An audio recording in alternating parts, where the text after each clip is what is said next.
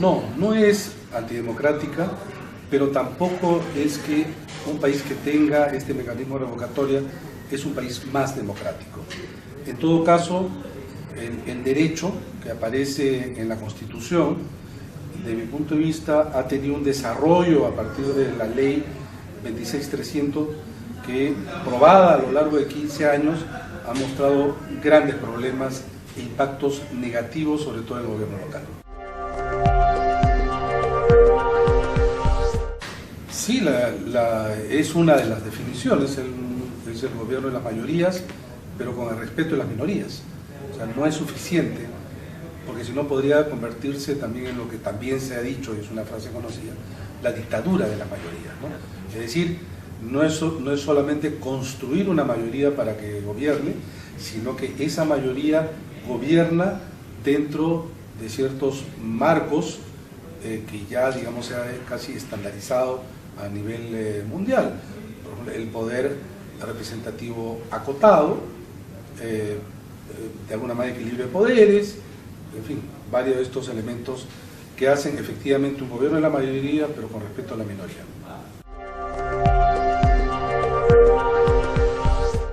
Después del 17 de marzo es necesario abocarse a una reforma del mecanismo de revocatoria.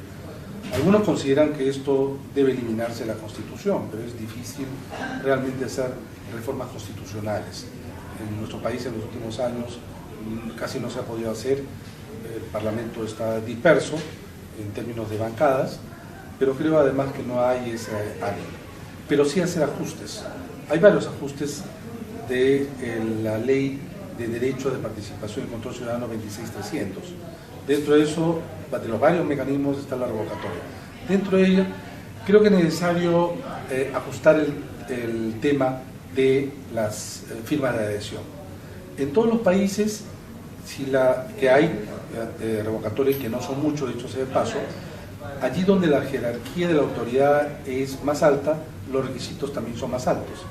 Acá en nuestro país se requiere el 25% de adhesiones para solicitar una consulta popular de revocatoria.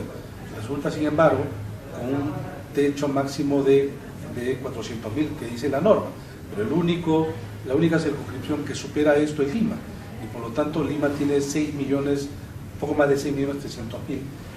El 25% de 6.300.000, estamos hablando de más de 1,5 millones, mucho más de 1,5 millones, que correspondería al 25%. Y sin embargo, solo se solicita 400.000. ¿Cuánto significa 400.000 para Lima? Solamente el 6.7.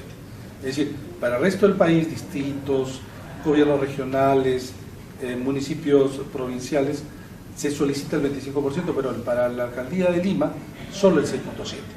Eso se tiene que cambiar.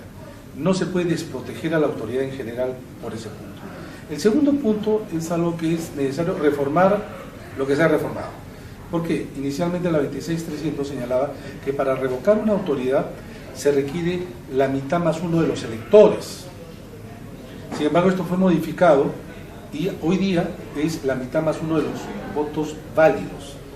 Un ejemplo, si en este momento se quisiera revocar a la alcaldesa de Lima, en el primer caso, tal como fue inicialmente la ley, se hubiera requerido entonces la mitad más uno de 6.358.000. Estamos hablando entonces en más de 3.150.000 votos. O sea, de manera anticipada podemos saber cuál era el umbral o la valla mínima para revocar, tanto a ella como a los regidores. Eso fue así en un inicio. Se cambió la ley. Ahora es solamente de los votos válidos.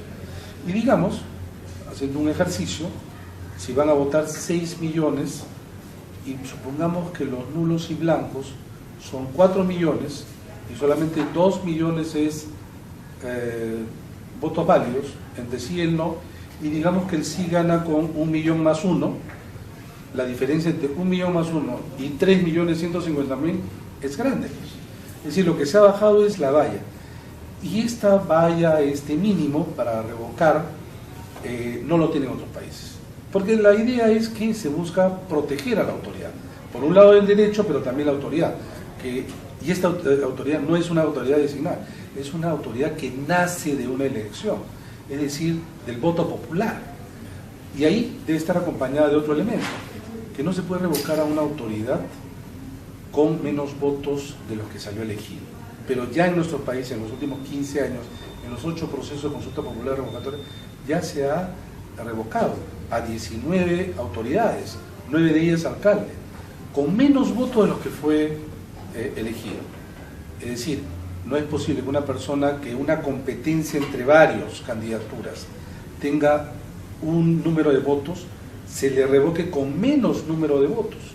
Es más, en casos como en Colombia, por ejemplo, solo participan de la revocatoria aquellos electores que a su vez votaron en la elección que se ungió a el consejo encabezado por el alcalde, ¿no? Entonces ese es un punto. Un tercer punto importante, me parece que la revocatoria no puede ser individual. Es decir, acá de lo que se está cuestionando es el consejo. Entonces la revocatoria debiera ser para el conjunto del consejo, no de manera individual.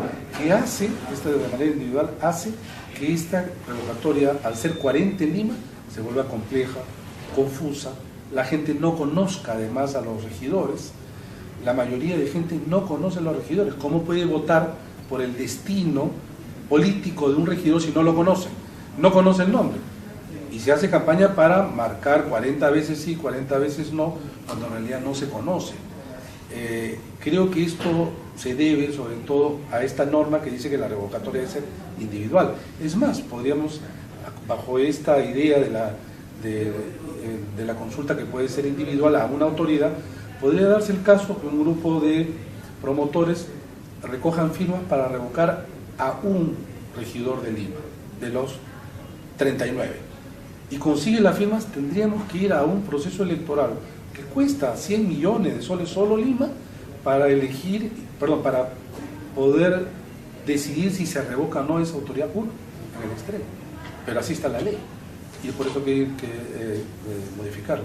Y finalmente, el tema siguiente, la norma señala que si es que se revoca a 1/3 del consejo municipal, en este caso Lima sería 14 o más, hay nuevas elecciones municipales, pero solo hay nuevas elecciones municipales para aquellos regidores y alcaldes que han sido revocados, no al conjunto.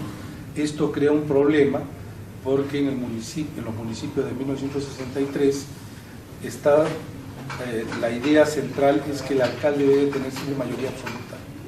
Entonces ganan con independencia de los votos que obtienen la alcaldía más la mitad más uno de los regidores. Y esto hace que siempre, repito, la alcaldía tenga mayoría. Con esta norma lo que se hace es muchas veces quebrar esa mayoría y por lo tanto colocar en un inmovilismo a los municipios que hemos visto en los últimos años en los 8 procesos de consulta popular revocatoria. Cuando yo tuve a mi cargo la jefatura de OMPE, nosotros organizamos en 2001 y 2004. Allí lo que vimos, sobre todo discutimos, intercambiamos ideas con el Jurado Nacional de Elecciones es sobre el universo de revocar. El universo es la mitad más uno de los electores del padrón, de aquellos que solamente van a votar, que ya son menos, o solo de los votos válidos, ¿no? Mi opinión en esa época era del conjunto. En ese momento todavía no se conocía mucho sobre los resultados de la revocatoria. Era la segunda y la tercera. Eran, además, repito, los primeros intentos de este mecanismo. Posteriormente ya han habido 5 más. Y lo que se ha mostrado son varias cosas importantes.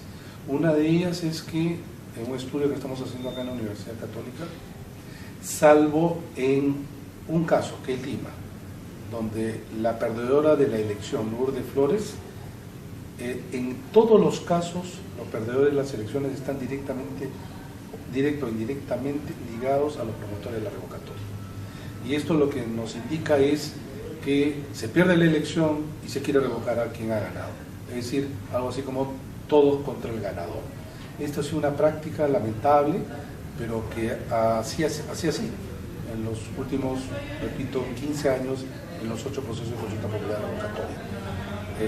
Ahora ya tenemos, digamos, una historia de revocatorias, ya hemos visto cómo se han modificado las normas, no mejorándola, sino incorporando elementos que buscaban solucionar problemas, pero han incorporado otros.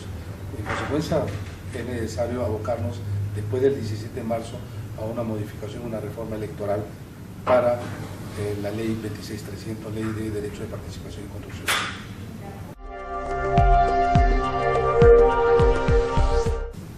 A ver, la democracia es también un sistema de gobierno.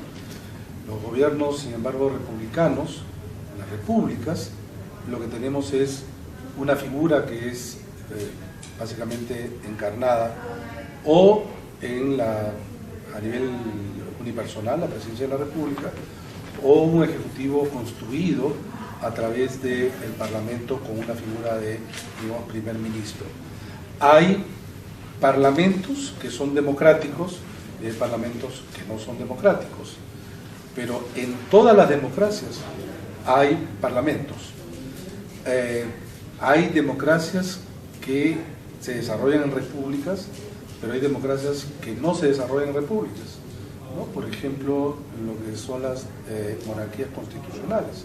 Ahí tenemos, por ejemplo, todos los países, Inglaterra, Suecia, Noruega, escandinavos, ¿no? O de Benelux, Holanda, Bélgica, Mónaco. Hay países en donde la figura del jefe de Estado es, por ejemplo, un rey. Ahí no es república, pero hay democracia, ¿no? Entonces, democracia abarca mucho más que lo que podría ser los regímenes políticos, ¿no?